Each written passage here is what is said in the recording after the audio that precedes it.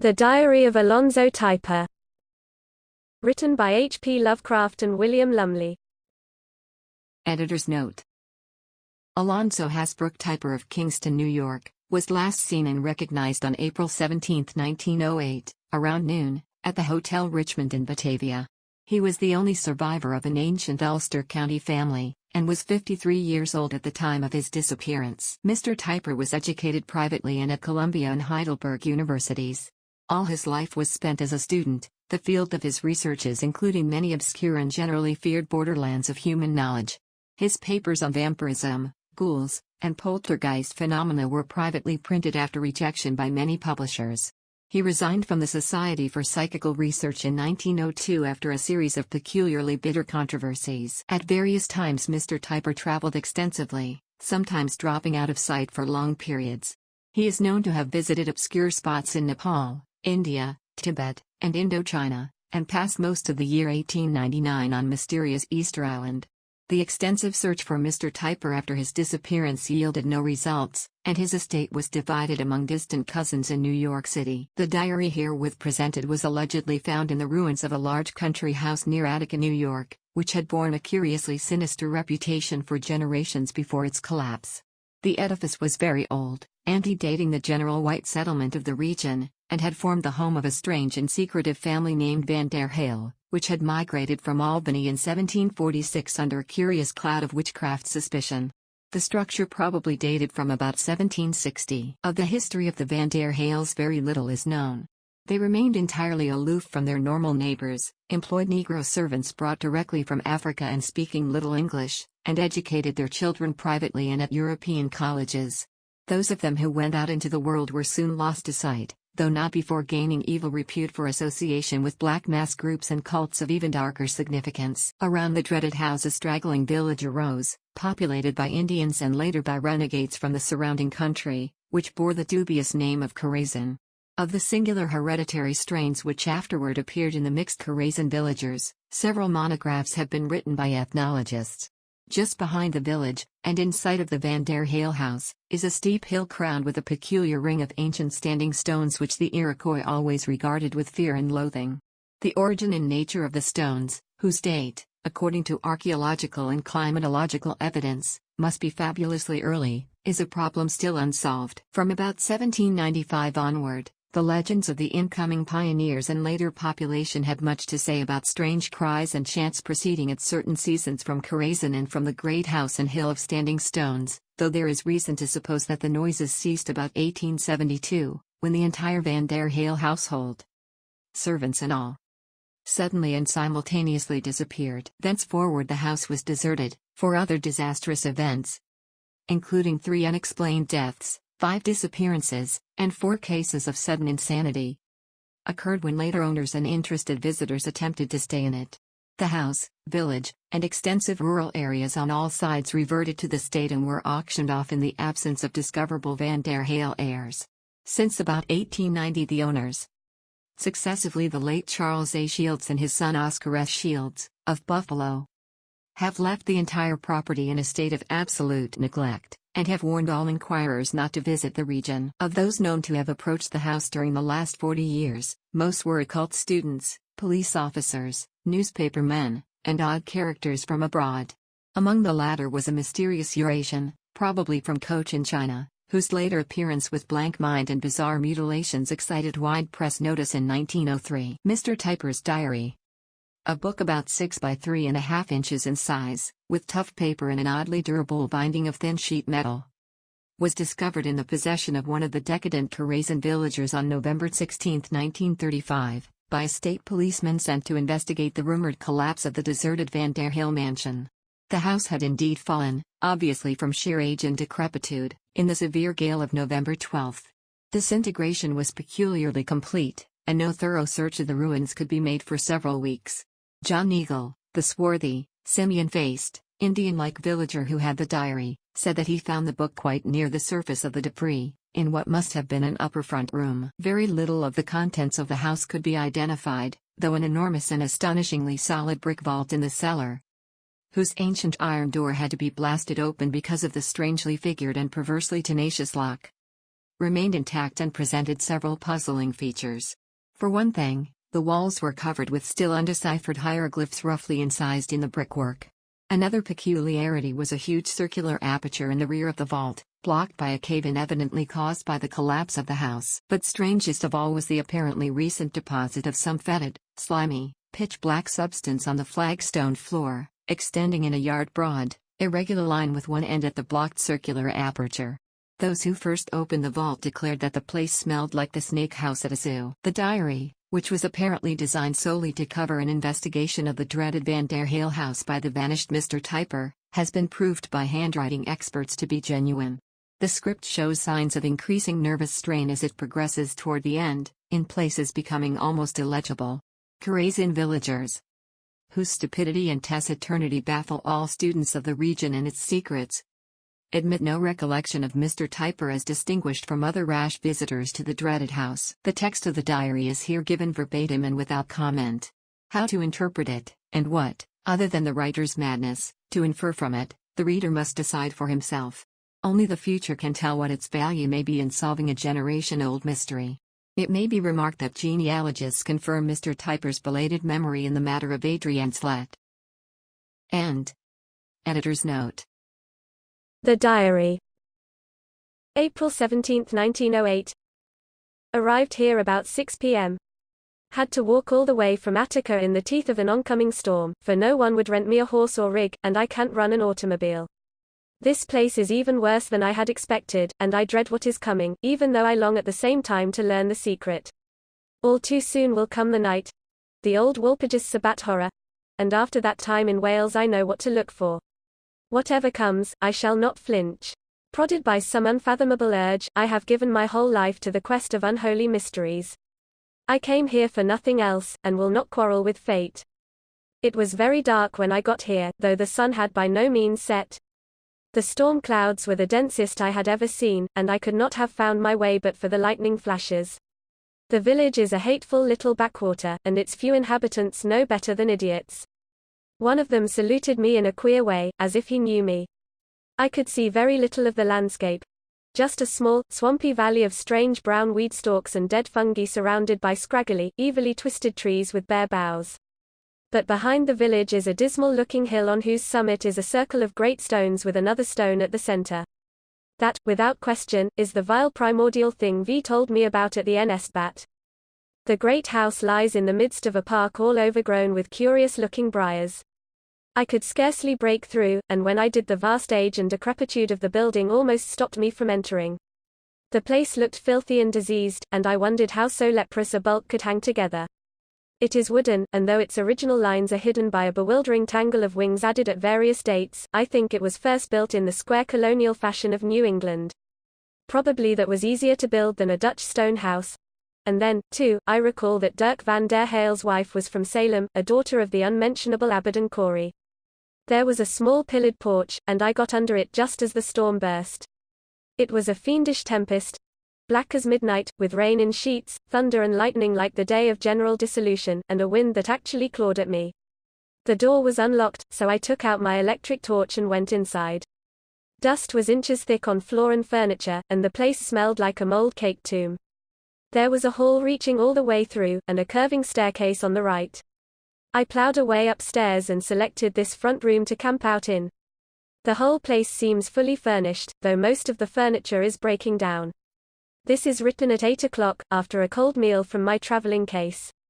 After this the village people will bring me supplies, though they won't agree to come any closer than the ruins of the park gate until, as they say, later.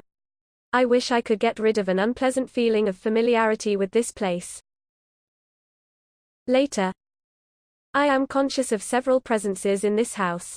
One in particular is decidedly hostile toward me, a malevolent will which is seeking to break down my own and overcome me. I must not countenance this for an instant, but must use all my forces to resist it. It is appallingly evil, and definitely non-human. I think it must be allied to powers outside Earth, powers in the spaces behind time and beyond the universe. It towers like a colossus, bearing out what is said in the Aklo writings. There is such a feeling of vast size connected with it that I wonder these chambers can contain its bulk, and yet it has no visible bulk. Its age must be unutterably vast, Shockingly, indescribably so. April 18. Slept very little last night. At 3 a.m. a strange, creeping wind began to pervade the whole region, ever rising until the house rocked as if in a typhoon. As I went down the staircase to see to the rattling front door, the darkness took half-visible forms in my imagination. Just below the landing I was pushed violently from behind, by the wind, I suppose, though I could have sworn I saw the dissolving outlines of a gigantic black paw as I turned quickly about. I did not lose my footing, but safely finished the descent and shot the heavy bolt of the dangerously shaking door. I had not meant to explore the house till dawn, yet now, unable to sleep again and fired with mixed terror and curiosity, I felt reluctant to postpone my search. With my powerful torch I plowed through the dust to the great south parlor, where I knew the portraits would be. There they were, just as V had said, and as I seemed to know from some obscurer source as well. Some were so blackened, moldy, and dust-clouded that I could make little or nothing of them, but from those I could trace I recognized that they were indeed of the hateful line of the Van der Hales.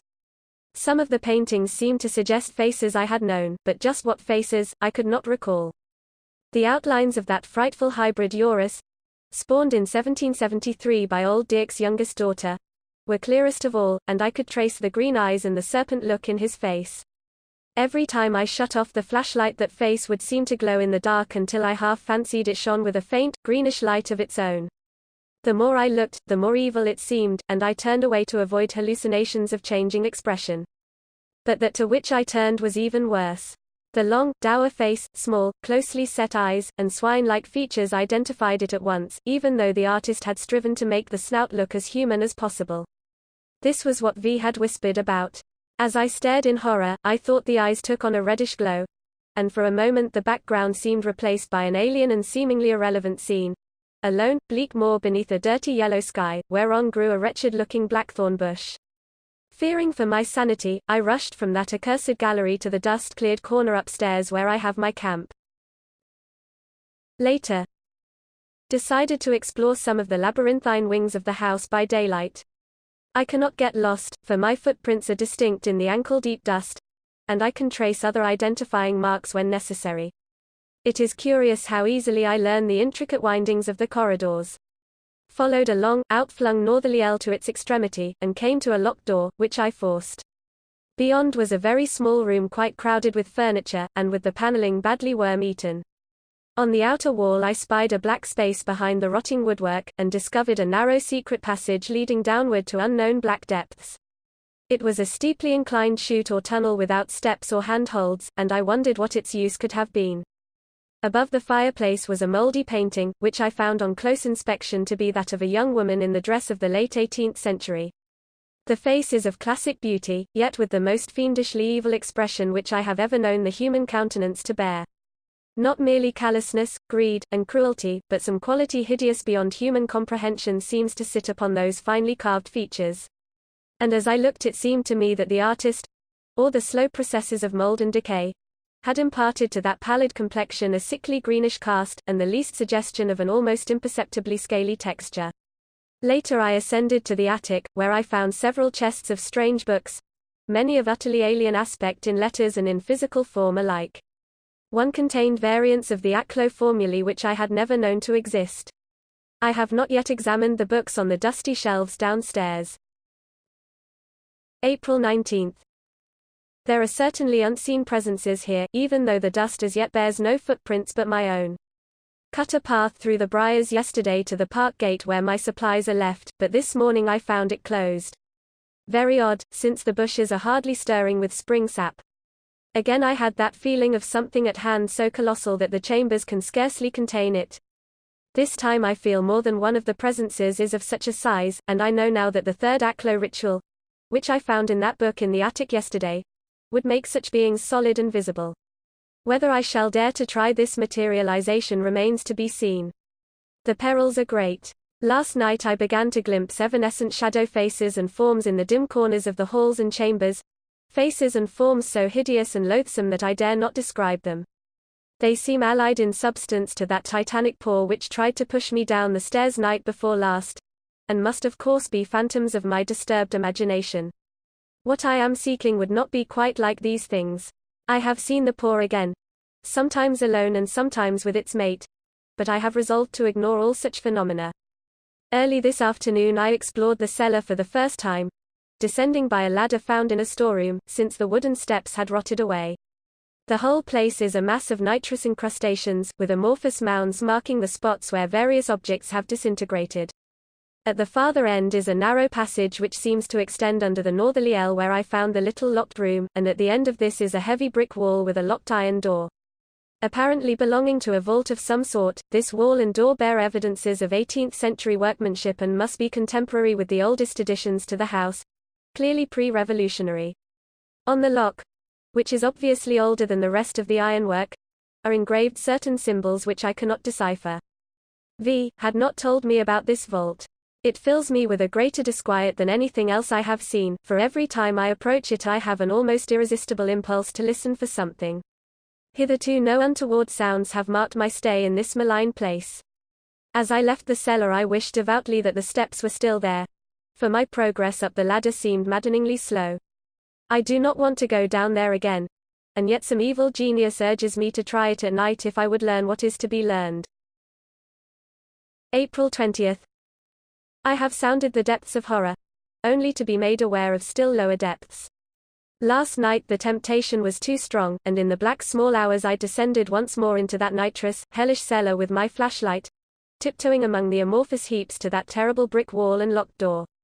I made no sound, and refrained from whispering any of the incantations I knew, but I listened with mad intentness.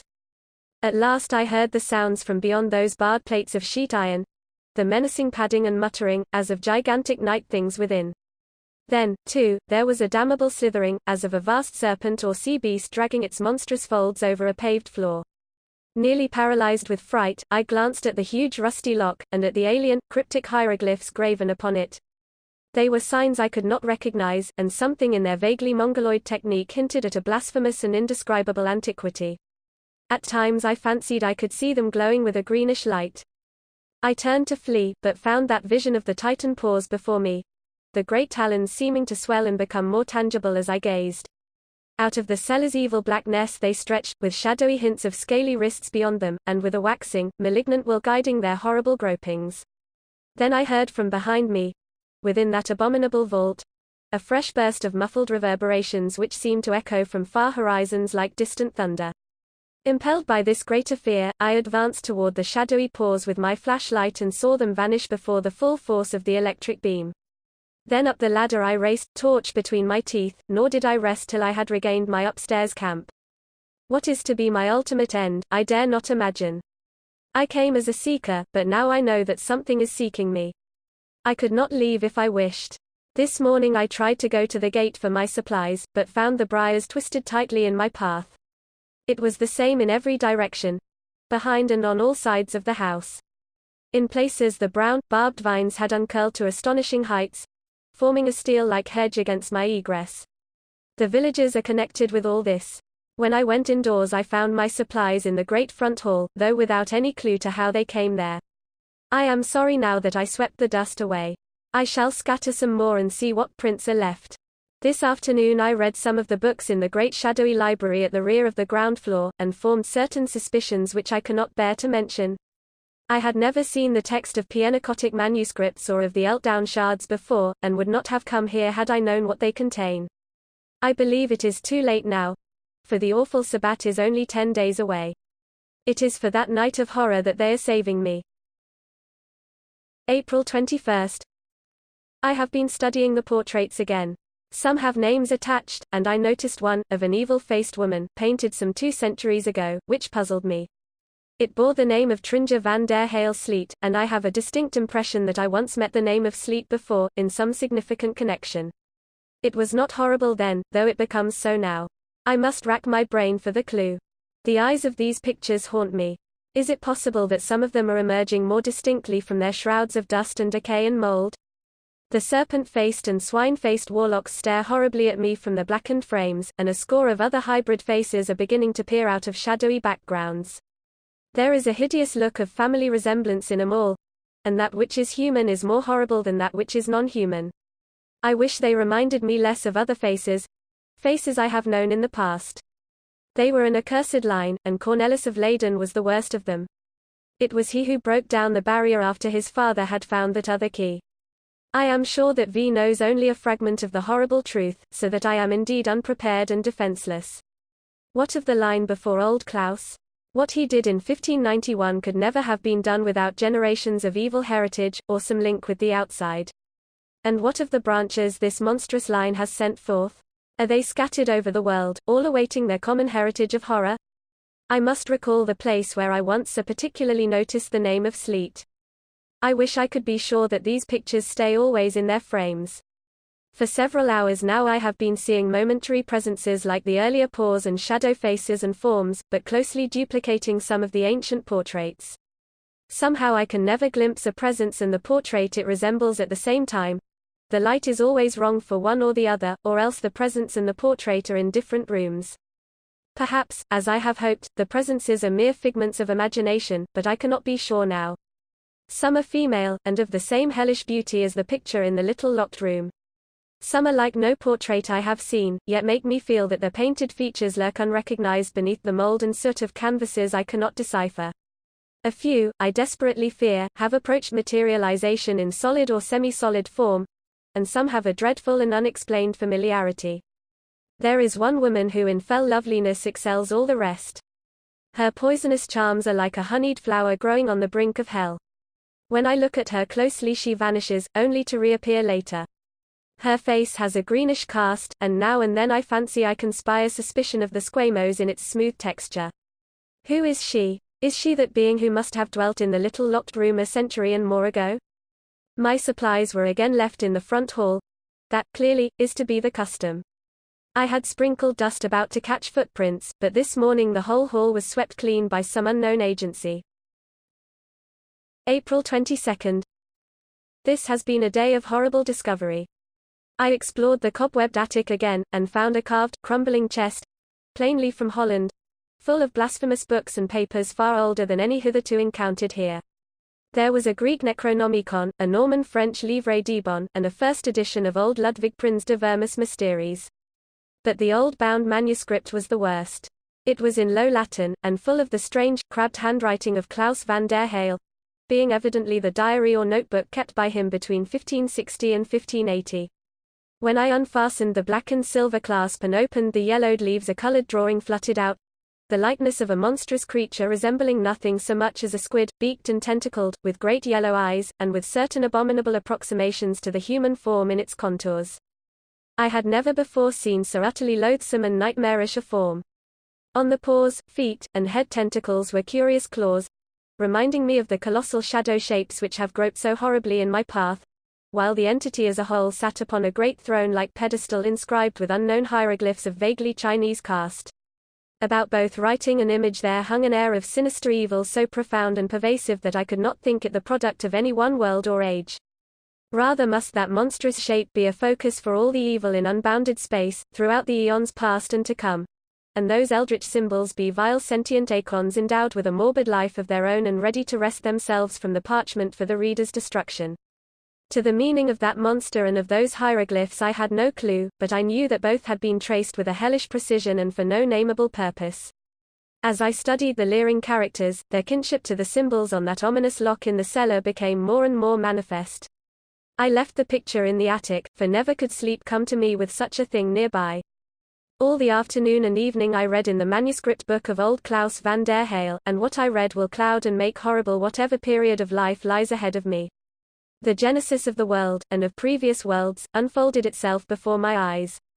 I learned of the city Shambhala, built by the Lemurians 50 million years ago, yet inviolate still behind its walls of psychic force in the eastern desert. I learned of the Book of Gian, whose first 6 chapters antedate the Earth, and which was old when the lords of Venus came through space in their ships to civilize our planet. And I saw recorded in writing for the first time that name which others had spoken to me in whispers, and which I had known in a closer and more horrible way. The shunned and dreaded name of Yain Ho. In several places I was held up by passages requiring a key. Eventually, from various allusions, I gathered that old Klaus had not dared to embody all his knowledge in one book, but had left certain points for another. Neither volume can be wholly intelligible without its fellow, hence I have resolved to find the second one if it lies anywhere within this accursed house. Though plainly a prisoner, I have not lost my lifelong zeal for the unknown, and am determined to probe the cosmos as deeply as possible before doom comes. April 23. Searched all the morning for the second diary, and found it about noon in a desk in the little locked room. Like the first, it is in Klaus van der Hale's barbarous Latin, and it seems to consist of disjointed notes referring to various sections of the other. Glancing through the leaves, I spied at once the abhorred name of Yainho, that lost and hidden city wherein brood on old secrets, and of which dim memories older than the body lurk behind the minds of all men. It was repeated many times, and the text around it was strewn with crudely drawn hieroglyphs plainly akin to those on the pedestal in that hellish drawing I had seen. Here, clearly, lay the key to that monstrous tentacled shape and its forbidden message. With this knowledge I ascended the creaking stairs to the attic of cobwebs and horror. When I tried to open the attic door it stuck as never before. Several times it resisted every effort to open it, and when at last it gave way I had a distinct feeling that some colossal, unseen shape had suddenly released it. A shape that soared away on non-material but audibly beating wings. When I found the horrible drawing I felt that it was not precisely where I had left it. Applying the key in the other book, one soon saw that the latter was no instant guide to the secret. It was only a clue to a secret too black to be left lightly guarded. It would take hours, perhaps days, to extract the awful message. Shall I live long enough to learn the secret? The shadowy black arms and paws haunt my vision more and more now, and seem even more titanic than at first. Nor am I ever long free from those vague, unhuman presences whose nebulous bulk seems too vast for the chambers to contain. And now and then the grotesque, evanescent faces and forms, and the mocking portrait shapes, troop before me in bewildering confusion.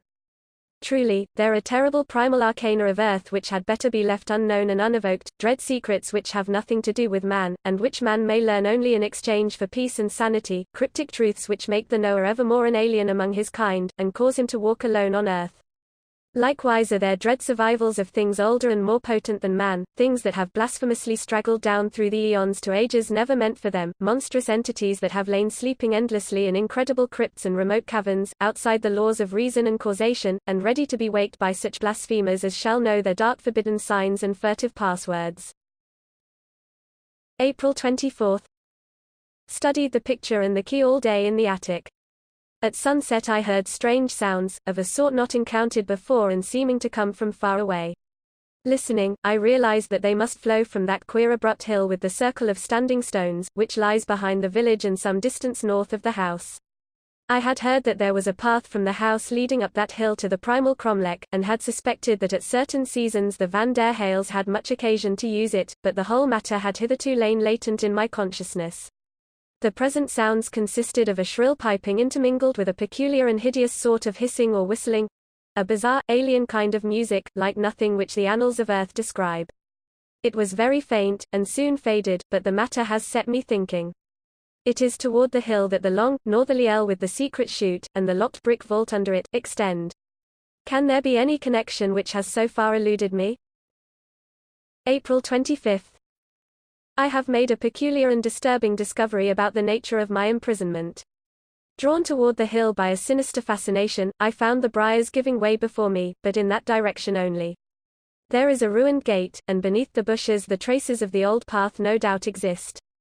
The briars extend part way up and all around the hill, though the summit with the standing stones bears only a curious growth of moss and stunted grass.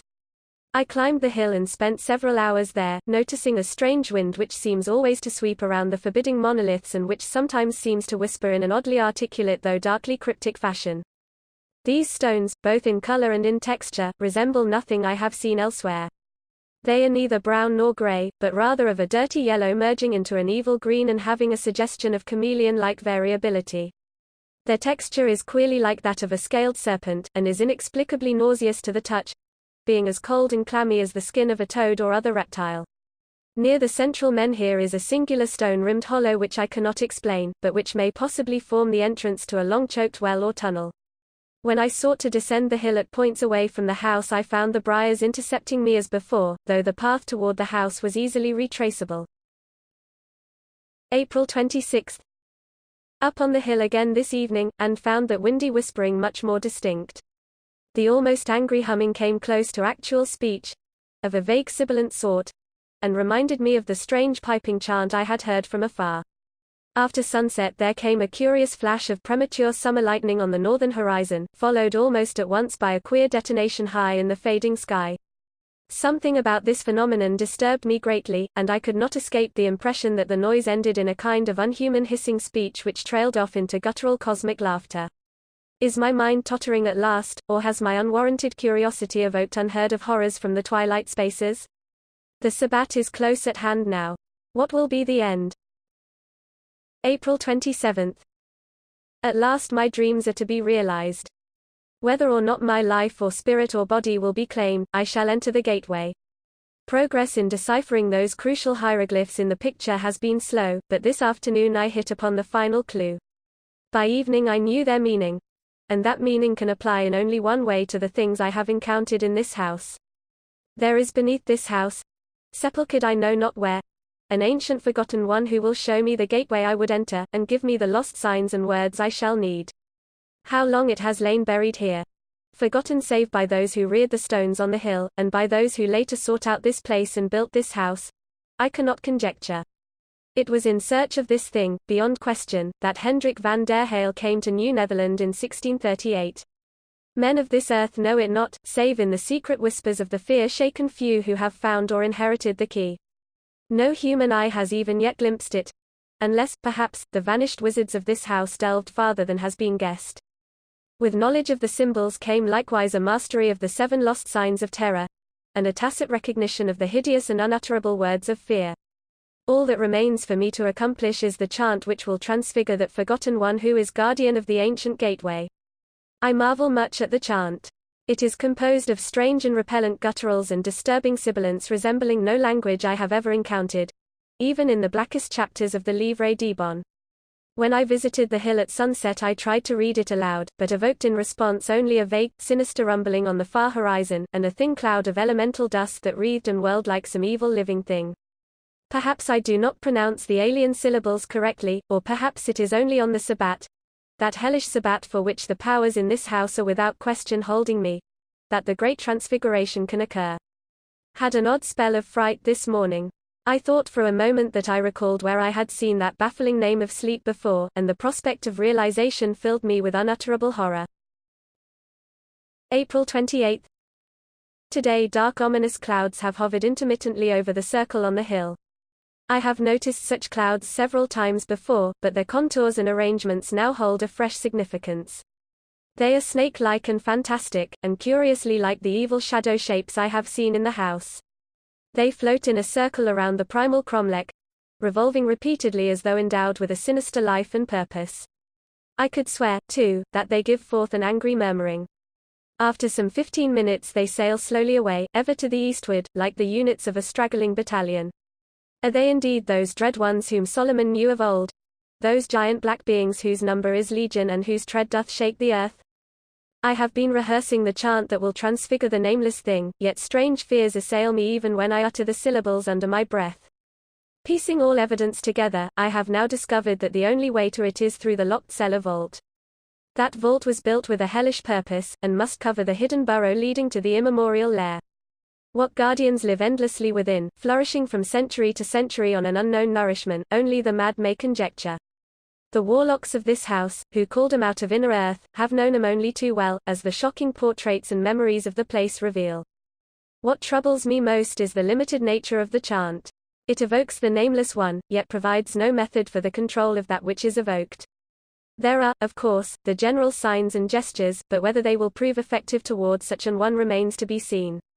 Still, the rewards are great enough to justify any danger, and I could not retreat if I would, since an unknown force plainly urges me on. I have discovered one more obstacle. Since the locked cellar vault must be traversed, the key to that place must be found. The lock is infinitely too strong for forcing. That the key is somewhere hereabouts cannot be doubted, but the time before the Sabbat is very short. I must search diligently and thoroughly. It will take courage to unlock that iron door, for what prisoned horrors may not lurk within? Later. I have been shunning the cellar for the past day or two, but late this afternoon I again descended to those forbidding precincts. At first all was silent, but within 5 minutes the menacing padding and muttering began once more beyond the iron door. This time it was loud and more terrifying than on any previous occasion, and I likewise recognized the slithering that bespoke some monstrous sea beast, now swifter and nervously intensified, as if the thing were striving to force its way through the portal to where I stood. As the pacing grew louder, more restless, and more sinister, there began to pound through it those hellish and unidentifiable reverberations which I had heard on my second visit to the cellar. Those muffled reverberations which seemed to echo from far horizons like distant thunder. Now, however, their volume was magnified an hundredfold, and their timbre freighted with new and terrifying implications. I can compare the sound to nothing more aptly than to the roar of some dread monster of the vanished Saurian age, when primal horrors roamed the earth, and Volusius serpent men laid the foundation stones of evil magic. To such a roar, but swelled to deafening heights reached by no known organic throat, was this shocking sound akin. Dare I unlock the door and face the onslaught of what lies beyond? April 29. The key to the vault is found. I came upon it this noon in the little locked room, buried beneath rubbish in a drawer of the ancient desk, as if some belated effort to conceal it had been made. It was wrapped in a crumbling newspaper dated October 31, 1872, but there was an inner wrapping of dried skin, evidently the hide of some unknown reptile, which bore a low Latin message in the same crabbed writing as that of the notebooks I found. As I had thought, the lock and key were vastly older than the vault. Old Klaus van der Hale had 'em ready for something he or his descendants meant to do, and how much older than he they were I could not estimate. Deciphering the Latin message, I trembled in a fresh access of clutching terror and nameless awe. The secrets of the monstrous primal ones, ran the crabbed text, whose cryptic words relate the hidden things that were before man, the things no one of earth should learn, lest peace be forever forfeited, shall by me never suffer revelation. To Yin Ho, that lost and forbidden city of countless eons whose place may not be told, I have been in the veritable flesh of this body, as none other among the living has been. Therein have I found, and thence have I borne away, that knowledge which I would gladly lose, though I may not. I have learned to bridge a gap that should not be bridged, and must call out of the earth that which should not be waked or called.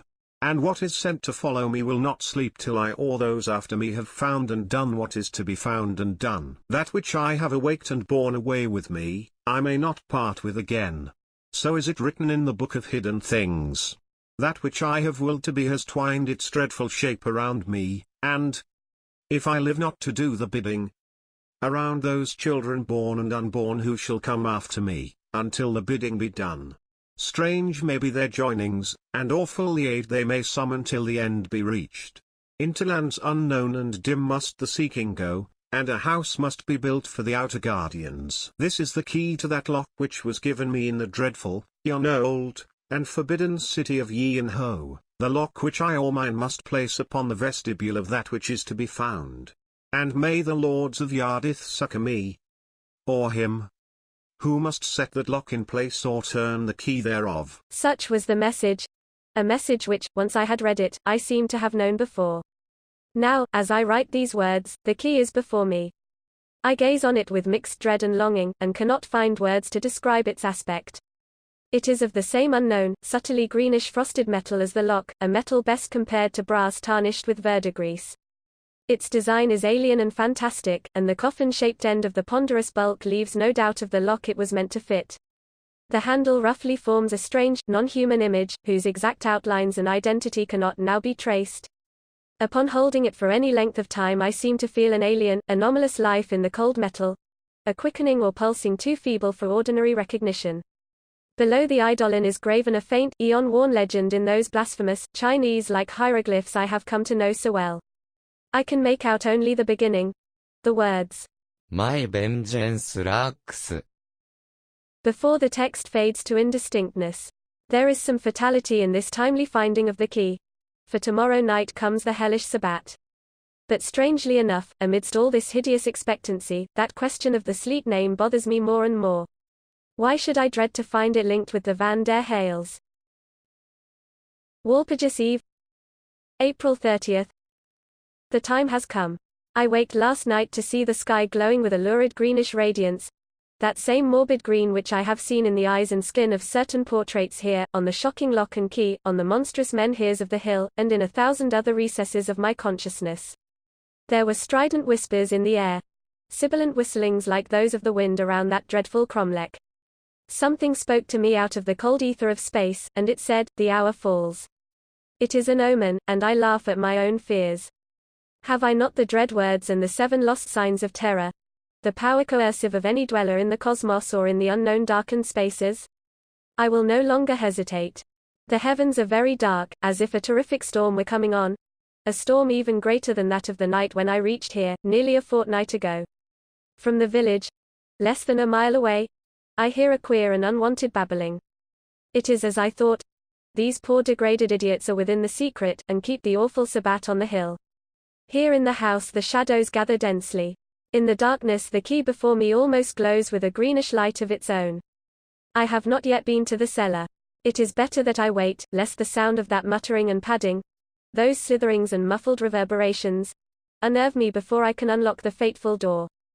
Of what I shall encounter, and what I must do, I have only the most general idea. Shall I find my task in the vault itself, or must I burrow deeper into the nighted heart of our planet?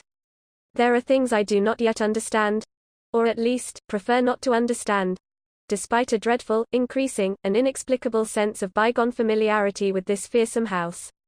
That chute, for instance, leading down from the little locked room.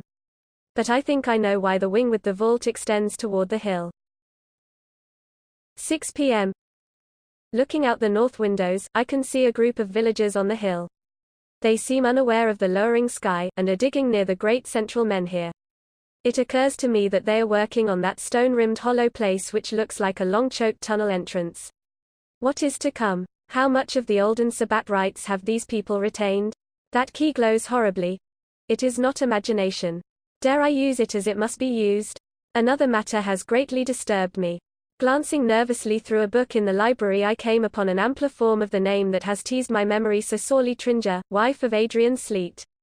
The Adrian leads me to the very brink of recollection. Midnight. Horror is unleashed, but I must not weaken. The storm has broken with pandemoniac fury, and lightning has struck the hill 3 times, yet the hybrid, malformed villagers are gathering within the cromlech. I can see them in the almost constant flashes. The great standing stones loom up shockingly, and have a dull green luminosity that reveals them even when the lightning is not there. The peals of thunder are deafening, and every one seems to be horribly answered from some indeterminate direction. As I write, the creatures on the hill have begun to chant and howl and scream in a degraded, half-simian version of the ancient ritual. Rain pours down like a flood, yet they leap and emit sounds in a kind of diabolic ecstasy. Ja, schwierig. Der Goat wie toestand jong. But the worst thing is within the house. Even at this height, I have begun to hear sounds from the cellar. It is the padding and muttering and slithering and muffled reverberations within the vault. Memories come and go. That name of Adrian Sleet pounds oddly at my consciousness. Dirk van der Hale's son-in-law. His child old Dirk's granddaughter and Abaddon Corey's great-granddaughter. Later. Merciful God, at last I know where I saw that name. I know, and am transfixed with horror. All is lost. The key has begun to feel warm as my left hand nervously clutches it. At times that vague quickening or pulsing is so distinct that I can almost feel the living metal move.